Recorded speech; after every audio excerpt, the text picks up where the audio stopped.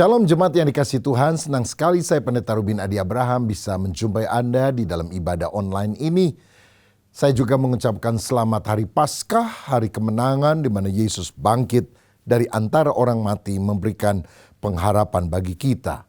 Nah, hari ini saya menyampaikan renungan firman dengan judul Yesus Pembaharu Kehidupan. Mari kita baca Lukas 24 ayat 13-16 yang berbunyi demikian. Pada hari itu juga dua orang dari murid-murid Yesus pergi ke sebuah kampung bernama Emmaus yang terletak kira-kira 7 mil jauhnya dari Yerusalem. Dan mereka bercakap-cakap tentang segala sesuatu yang telah terjadi. Ketika mereka sedang bercakap-cakap dan bertukar pikiran, datanglah Yesus sendiri mendekati mereka lalu berjalan bersama-sama dengan mereka. Tetapi ada sesuatu yang menghalangi mata mereka sehingga mereka tidak dapat mengenal Dia. Saudara-saudara, hari Paskah adalah hari kebangkitan Yesus. Dan apa yang dikerjakan Yesus melalui kebangkitannya untuk murid-muridnya, yaitu orang percaya termasuk saya dan saudara. Ada 4 hal yang kita bisa pelajari. Yang pertama, Yesus mengubah arah kehidupan. Emmaus adalah kota yang terletak 7 mil di sebelah barat Yerusalem. Dan pada waktu sore itu, 2 orang murid sedang berjalan ke arah matahari terbenam, ke arah sunset. Nama seorang disebutkan sebagai Kleopas. Nama murid yang kedua tidak disebutkan siapa namanya. Ternyata keduanya tidak bisa mengenali wajah Yesus yang sudah bangkit yang berjalan dengan mereka. Entah karena silau, karena sunset tersebut. Tetapi yang jelas mereka tidak terlalu sadar bahwa Yesus yang menyertai mereka. Nah, mengapa mereka pergi ke Emmaus? Bukankah pada umumnya para murid ada bersama dengan Yesus di Yerusalem, terutama sejak hari-hari di mana terjadi kehebohan karena Yesus kemudian ditangkap, disalibkan dan sebagainya. Mungkin karena mereka kecewa, Yesus sudah mati, harapannya pudar, sudah di end, sudah tamat, sudah berakhir. Jadi sudahlah pulang saja ke Emmaus. Saudara-saudara, seharusnya secara rohani orang Kristen bukan jalan ke arah matahari terbenam, sunset, tetapi harus berjalan ke arah matahari terbit, sunrise. Seperti dalam Bilangan 21 ayat 11 dikatakan orang Israel berjalan di padang belantara ke arah matahari terbit, toward the sun rising. Nah saudara-saudara, tetapi setelah Yesus menampakkan diri kepada mereka di ayat 33, mereka kembali ke Yerusalem. Karena ada pengharapan, ada hari esok. Begitu juga dalam kehidupan kita, tantangan, kekecewaan, masalah boleh datang menerpa kehidupan kita. Tapi kalau engkau sadar Yesus bangkit, engkau tidak sunset, merasa pengharapanmu pudar, menuju kegelapan. Tapi sunrise, engkau bangkit penuh dengan pengharapan. Saya teringat kisah seorang reformator yang bernama Martin Luther yang ditekan oleh gereja Roma Katolik pada waktu itu, tangkap Luther hidup ataupun mati, dan dia menjadi sangat ketakutan. Lalu gelisah, tidak biasa dia seperti itu. Istrinya Katharina von Bora berusaha memberikan nasihat, masukan, tetapi tidak digubris oleh Martin Luther. Pada satu pagi Katharina von Bora mengenakan pakaian hitam-hitam dan akan pergi keluar rumah. Luther bertanya, "Kenapa kamu mau pergi keluar?" "Oh, ada yang meninggal. Saya harus melayat." "Siapa yang meninggal? Kok saya tidak tahu?" "Tuhan Allah yang mati." Saudara, Martin Luther berkata, "Tidak betul itu. Tuhan tidak mati. Tuhan itu hidup. Tuhan berkuasa." Dan istrinya berkata, "Kalau kamu punya Tuhan yang hidup, mengapa beberapa hari terakhir kamu begitu murung dan ketakutan? Ayo bangkit." Itulah yang kemudian memberikan keyakinan iman sehingga Martin Luther bangkit dari keterpurukannya. Saudara, satu kali ada seorang pengusaha yang begitu putus asa mau bunuh diri. Kenapa? Karena dia joinan dengan mitra dagangnya, ternyata mitranya itu melakukan penipuan sehingga akhirnya dia jatuh bangkrut dan temannya ini kabur ke luar negeri. Dia harus bayar utang bermiliar-miliar dan rasanya tidak sanggup dia melakukan hal tersebut. Nah saudara-saudara, tapi untunglah ada seorang saudara seiman yang mengunjungi dia, meneguhkan imannya, mengkonseling dia, mengajak dia ke gereja. Akhirnya timbul semangatnya. Dan dia mulai lebih tenang, dia kemudian mulai bekerja lagi. Dan di dalam beberapa tahun kemudian, dia lebih diberkati daripada yang sebelumnya. Apa titik balik kehidupannya dari mau terkapar, kalah, mau bunuh diri, sehingga bangkit kembali. Karena dia sadar Tuhan hidup, Tuhan masih bisa memberikan kemenangan baginya. Dalam Yeremia 29 ayat 11 firman berkata, "Aku ini tahu rancangan apa yang ada padaku mengenai kamu. Demikianlah firman Tuhan, yaitu rancangan damai sejahtera dan bukan rancangan kecelakaan untuk memberikan kepadamu hari depan yang penuh dengan harapan." Saudara, ayo semangat, ayo bangkit bagi Tuhan. Jangan putus asa, ada mujizat yang masih Tuhan akan kerjakan. Oh, jangan termenung terus, jangan melamun terus. Tuhan kita bangkit. Ayo, Tuhan akan mengubah arah kehidupanmu dari hal yang negatif menjadi hal yang positif. Yang kedua, Yesus memberi makna di dalam kehidupan. Ini dicatat di ayat 19 sampai 21. Kedua murid itu menceritakan tentang Yesus yang mereka anggap Mesias, tapi kemudian dibunuh oleh pemuka agama Yahudi. Padahal kami dahulu mengharapkan mereka itu akan menjadi juru selamat. Tapi ternyata itu tidak menjadi kenyataan. Sehingga mereka kecewa, impiannya hancur, mereka menyesal, dan mereka tidak mengerti mengapa hal itu terjadi. Saya mau katakan manusia tidak hanya puas bila hanya makan, minum, punya pakaian, punya kendaraan yang bagus. Tetapi harus ada makna hidup yang dia pahami. Mengapa aku hidup? Untuk dari mana aku berasal dan kemana aku akan pergi. Dan kemudian Yesus menjelaskan tentang peristiwa yang baru terjadi. Dan itu memaknai kehidupan mereka, pemahaman mereka dengan hal yang benar. Kegelapan di dalam pikiran mereka berubah menjadi terang. Karena dia berkata, bukankah Mesias memang harus mati tapi setelah itu dia akan bangkit. Oh, baru mereka tercelik, benar juga ya. Kenapa nggak kepikir? Dalam Yohanes 13 ayat yang ke-7, Yesus berkata kepada para muridnya, "Apa yang kuperbuat engkau tidak tahu sekarang, tetapi engkau akan mengertinya kelak." Ada hal di dalam kehidupan ini yang ketika Tuhan izinkan terjadi, kita nggak paham. Tetapi waktu kita tetap setia, percaya bahwa Tuhan melakukan yang baik, pada akhirnya kita bilang, oh saya ngerti sekarang. Itu sebabnya Tuhan mengizinkan hal itu terjadi. Satu kali ada seorang yang naik kapal bersama dengan yang lain. Tiba-tiba mereka mendengar ada orang yang berteriak, rupanya ada orang tenggelam ke laut, saudara-saudara. Tapi pertama mereka tidak terlalu cemas karena mereka mendengar ada juara renang dunia yang ada juga di kapal itu. Jadi mereka minta dia segera menolong. Jago renang itu melihat orang yang sudah ada tenggelam masih meronta-ronta ingin naik ke atas. Dan dia hanya melihat saja, tidak segera menolong. Yang lain teriak, ayo tolong, ayo cepat, lompat, ayo lompat. Dia bilang, tenang, aku punya cara dan waktuku sendiri. Baru setelah orang yang di laut itu hampir pingsan, jago renang ini langsung terjun dan mengangkat orang itu, menariknya dengan tali dan selamat. Lalu orang tanya, kenapa kamu masih menunggu ketika orang itu sudah hampir pingsan baru kamu tolong? Dan dia bilang, selama dia meronta-ronta, ini membahayakan bukan hanya diri saya, tapi juga dirinya. Nanti dua-duanya tenggelam. Tapi kalau dia sudah tak berdaya, aku melakukan bagianku. Aku dengan gampang menyelamatkannya. Dan orang-orang berpikir, oh kami mengerti. Begitu juga dengan pertolongan Tuhan. Kadang waktu kita masih berupaya dengan sekuat tenaga, dibiarin sama Tuhan. Tapi sampai pada satu titik, Tuhan mengizinkan pertolongannya terjadi pada waktu kita sudah menyerah. Nah, jadi Tuhan ingin memberikan makna di dalam kehidupan kita. Kita mengerti rancangannya.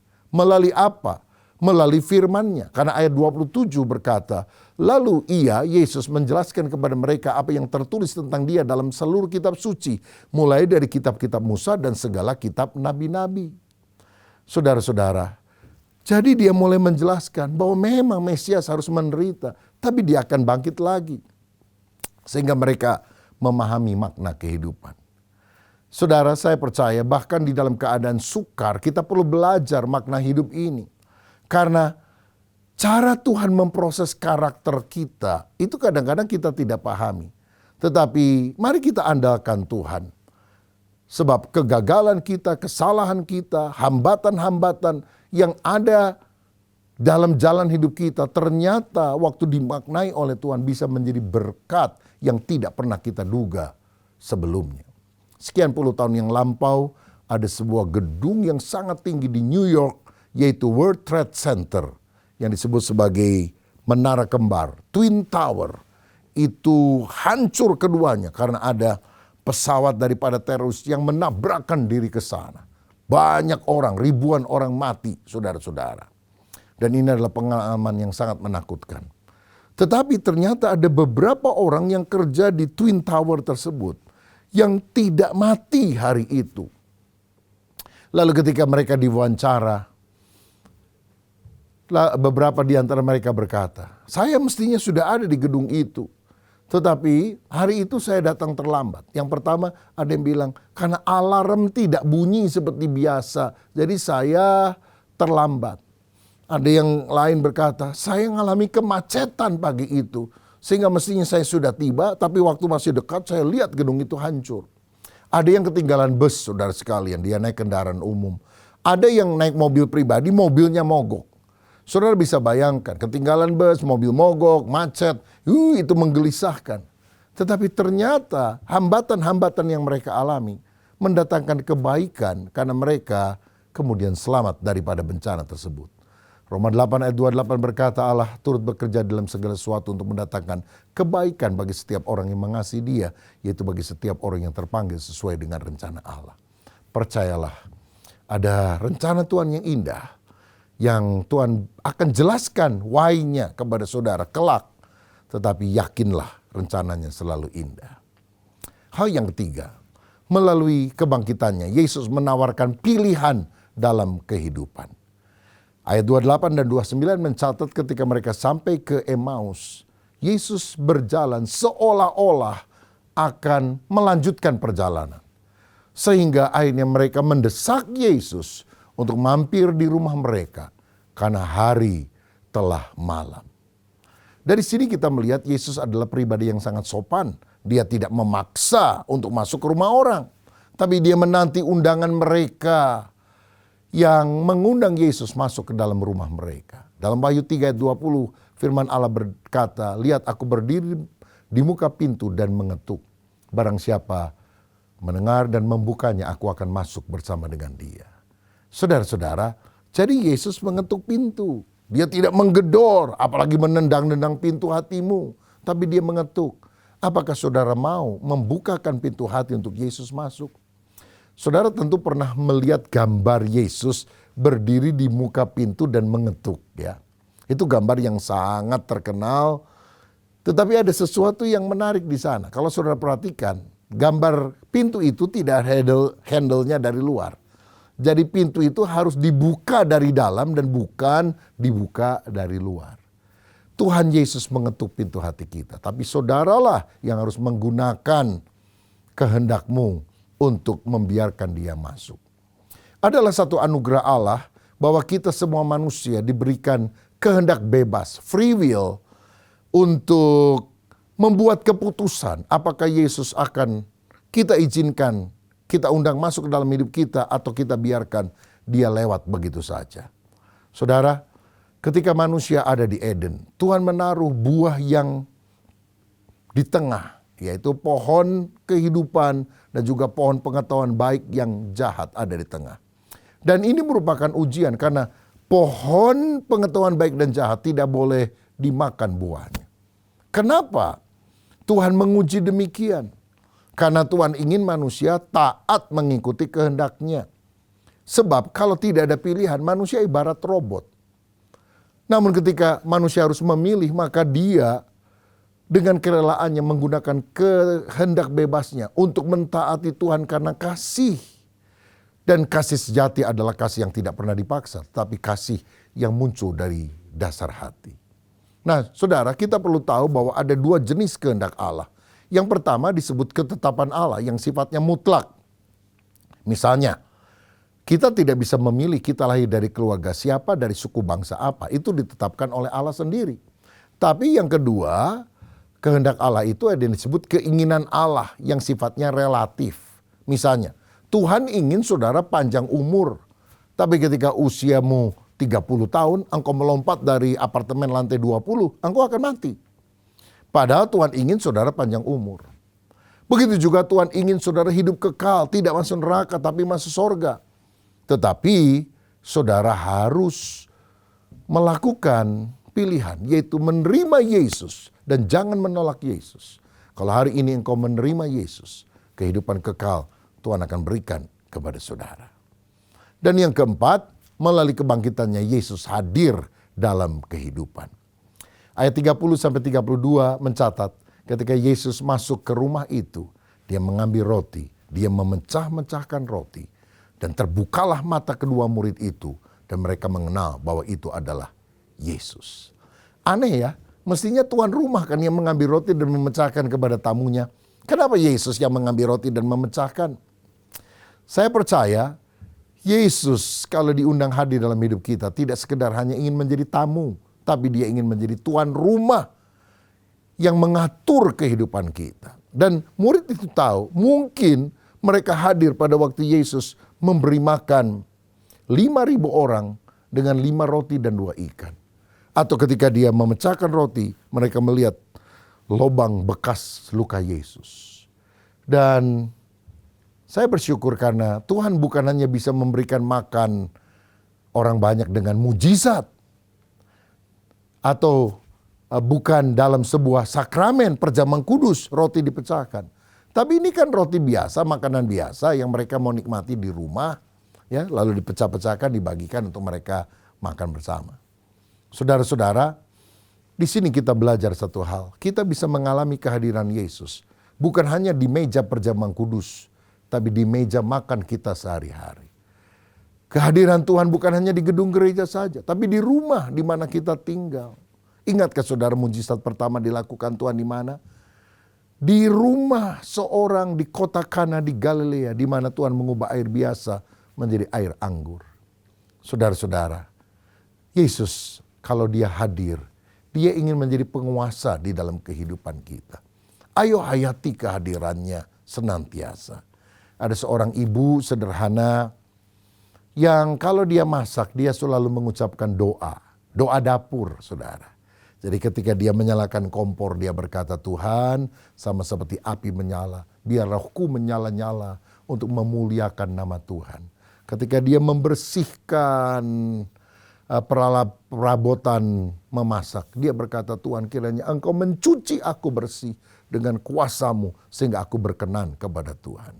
Atau ketika dia memasak sup dan dia membubuhkan garam, dia berkata, jadikan aku garam dunia sehingga aku bisa memberikan rasa kepada situasi yang tawar. Ini doa sederhana, doa dapur, bukan doa yang hebat. Tetapi ini doa yang berkenan kepada Tuhan. Tuhan suka dengan doa seperti itu. Karena kita selalu ingat Tuhan hadir dalam hidup kita. Saudara, setiap hari mari kita mulai dengan doa penyembahan kepada Tuhan. Welcome Lord, aku mengasihi Engkau Tuhan. Nah saudara-saudara, di ayat 32, para murid itu berkata, bukankah hati kita berkobar-kobar ketika dia berbicara dengan kita di tengah jalan. Kalau hadirat Allah kita alami di dalam kehidupan pribadi, dalam keluarga kita, hati kita tidak akan suam, hati kita berkobar-kobar untuk memuliakan Tuhan. Hari ini pada hari Paskah, maukah engkau berubah arah dari jalan yang negatif menjadi jalan yang optimis? Engkau mengerti makna kehidupan, Tuhan merancangkan sesuatu untuk kebaikan kita. Dan Tuhan juga mau hadir menyatakan kuasanya dalam hidup kita. Sehingga kita sungguh-sungguh percaya kepada Tuhan. Saudaraku, Yesus sudah bangkit, ada pengharapan, kuburnya sudah kosong, batu yang menutup pintu kubur itu sudah terguling, walaupun secara manusia mustahil, tapi bagi Allah tidak ada yang mustahil. Kalau Yesus bisa bangkit, kalau Yesus bisa menggulingkan batu kubur, dia juga bisa menolong saudara. Dia bisa memberikan makna hidup saudara. Dan dia memberikan pilihan dalam hidup saudara. Pilihlah kehidupan. Pilihlah jalan kebenaran supaya engkau sungguh-sungguh mengalami berkat rohani sekarang sampai selamanya. Mari kita berdoa. Bapa, terima kasih untuk Paskah ini. Biarlah roh kebangkitan Kristus berkobar di dalam kehidupan kami. Sehingga kami menjadi murid-murid yang bukan terpuruk karena Yesus kami mati. Tapi justru bangkit. Menjumpai lagi teman-temannya di Yerusalem. Bersaksi kepada mereka. Karena Yesus telah hidup. Terima kasih Bapa. Berkat-Mu atas kami. Biar kami menjadi murid yang setia sampai selamanya. Di dalam nama Yesus kami berdoa. Amin. Tuhan Yesus memberkati.